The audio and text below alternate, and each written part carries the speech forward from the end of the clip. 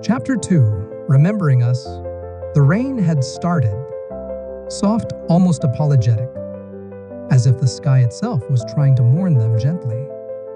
Meera stood by the kitchen sink, her fingers brushing the foggy window pane. Raindrops painted trails on the glass, catching the reflection of a time she couldn't seem to stop replaying in her mind. She closed her eyes, and for a moment she was 27 again. 6 years ago, Pune City Book Festival. She was late. Meera rushed into the hall, balancing her tote bag, her phone, and a half-eaten sandwich. Her hair was a mess. Her sandals were slightly wet from the puddles outside. And of course, the event was already halfway through. It was a panel on stories that shape us.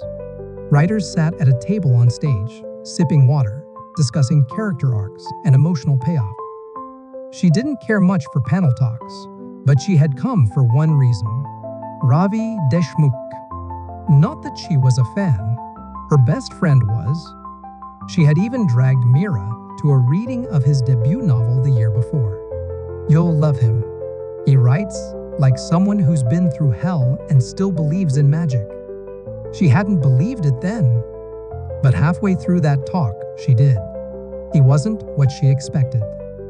Ravi was lanky, awkwardly charming, with hair he kept brushing from his eyes, and a voice that had just the right mix of confidence and hesitation. Like he was always editing himself as he spoke. What caught her wasn't his words. It was the pause between them. That small silence where he looked like he was feeling more than he was saying. After the session ended, he was surrounded. People with books, questions, selfies. Meera hung back, waiting, watching.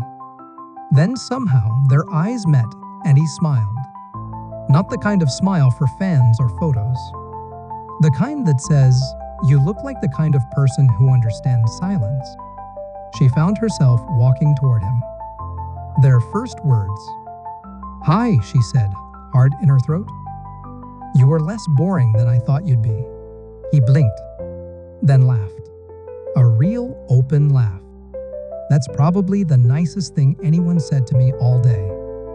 Meera smiled. "You owe me a coffee now." And just like that, it began. The early days. Their first date was in a tiny cafe with bad music and excellent coffee. He talked about writing. She talked about photography. They both talked about how exhausting the world could be. She told him she hated small talk. He told her he hated people who pretended to love poetry just to seem deep.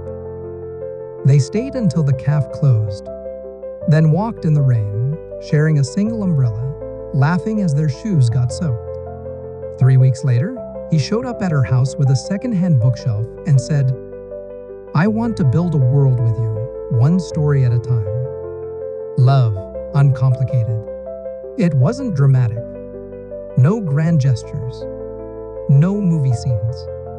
It was banana pancakes on Sundays. Late-night walks in silence.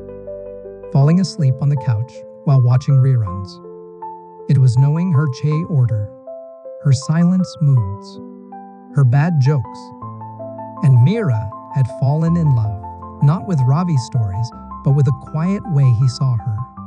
Now, years later, she stood alone in the kitchen they once danced in. The walls hadn't changed, only the people in it. A part of her still searched for that man, the one who saw her in the crowd and smiled like she mattered. But sometimes, love didn't vanish. It just shifted, became something unrecognizable. And that was the hardest part. Don't forget to like, comment, and share your thoughts.